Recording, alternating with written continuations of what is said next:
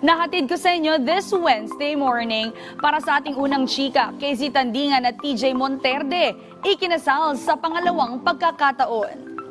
Nito lamang August 28 ay nagpalitan ulit ng I do's ang kapamilya singer na si KZ Tandingan at singer-songwriter na si TJ Monterde para sa kanilang third-year wedding anniversary.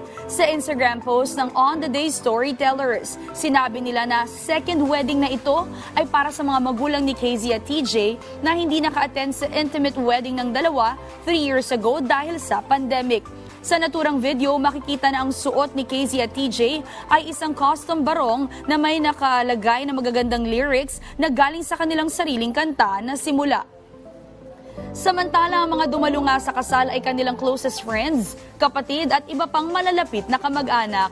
Pero spotted din na present ang iba pa nilang showbiz friends na sina Eric Santos, Darren Espanto at Kyla. Matatandaang na-engage si KZ at TJ noong December 30, 2019 at una nang kinasal sa gitna ng pandemic noong August 2020 sa San Benito, Batangas.